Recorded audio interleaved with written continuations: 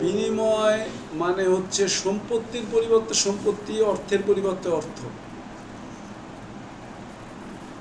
সম্পত্তির পরিবর্তে সম্পত্তি, অর্থের পরিবর্তে অর্থ।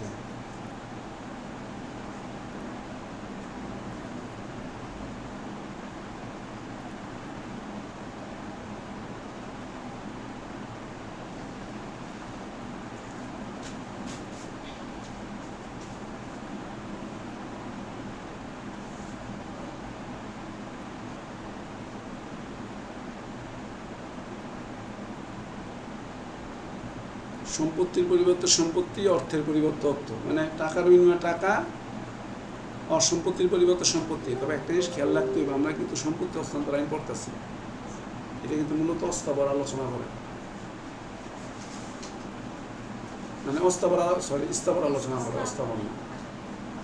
টাকার পরিবর্তে টাকা আবার বিনিময় কি এরকম রেজিস্ট্রি করা যাবে,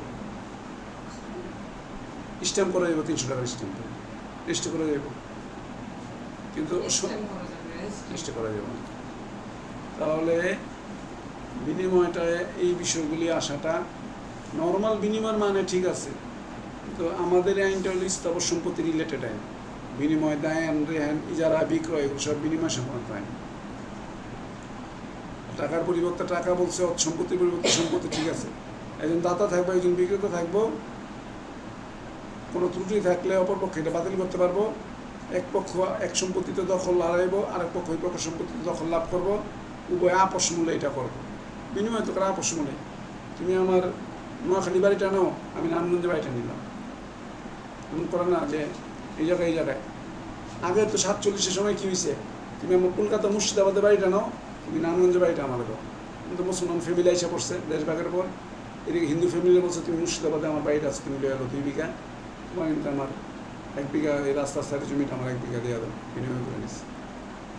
ওই সময়টা হয়েছে,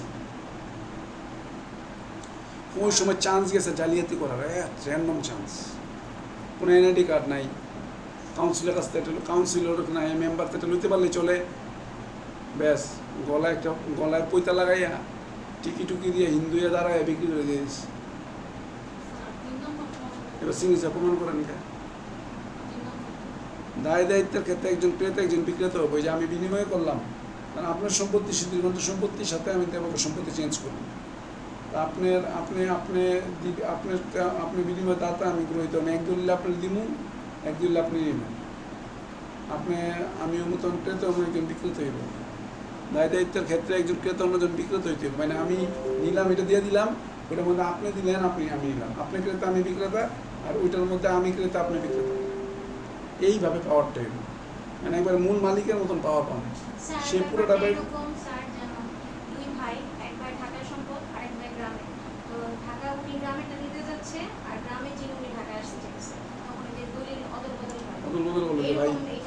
আমি ঢাকায় সেটেল করছি, ঢাকায় সেটেল করতে পারতেছি না, আমার বাড়িটা অনেক কী করবো।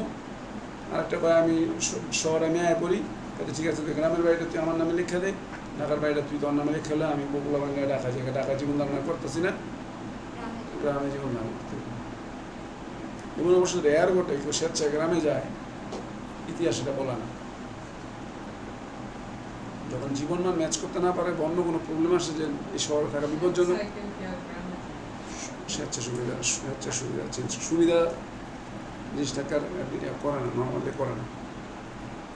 আর আমাদের এই যুগ শতাব্দী চিন্তা করতেছে যে বাংলাদেশে থাকার আমাদের সুইটে বললাম, আমরা বিদেশে গিয়ে সেটেল করবো, সম্ভব হয়। কারণ ওরা বলছে বিনিময়ের ক্ষেত্রে বিনিময় সম্পন্ন হলে দলিল সম্পাদন করতে হয়, রেজিস্ট্রেশন করতে হয়, পক্ষগণ কর্তৃক দখল দিয়ে ফেলতে হয়। ক্রেতা বিক্রেতা যেরকম অধিকার দায় দায়িত্ব থাকে, বিনিময় দেওয়ার ক্ষেত্রেও একই রকম অধিকার ও দায় দায়িত্ব থাকে। বিনিময়ের ক্ষেত্রে এই পার্থক্যটা কাজ করে থাকে। অর্থাৎ ক্রেতা বিক্রেতা যেরকম চেঞ্জ করলে মালিক হয়ে যায়, বিনিময়ের মাধ্যমে এরকম মালিক হয়ে যাবে। আগে এরকম অনেক ব্যক্তি সাইড চেঞ্জ করতে পারে, গ্রামে আবার সাইড চেঞ্জ করে বাইরা তুই সে দিলো, তুই সে দেওয়ার 500 কিনছ, তুই বাড়ির সম্পত্তি কোনো দিয়ে আনো, পুরোটা মিলাই তুই তোর মতন করতে পারবি। আচ্ছা ঠিক আছে, তাহলে আমি রাস্তা সাইডটা ছেড়ে দিলাম, আমি ভিতরে নিলাম, কারণ পিছনে পুরোটা আমি কিনছি, এক সাইডে মিলাই একটা করতে পারবো, খেতি করি বাড়ি করি করতে পারবো। এই হচ্ছে বিনিময়। বিনিময়ের এতটুকু আসে, বিনিময়ের বেশি কিছু একটা আসে না। বিনিময়ে আর খুব কিছু নাই, এই চ্যাপ্টারে কিছু পড়ারও নাই। স্যার ওই যে একেবারে শেষের অংশটুকু আছে সাতের রোগ, এই বিনিময়টাই স্যার একই স্যার, দুইবার করে এক করে দিয়েছে। সাতের গতে আমার কাছে তো আমার তো সাতের গ বলতে কিছু নাই। ও স্যার মানে যে একই উত্তর স্যার বিবাদী স্যার।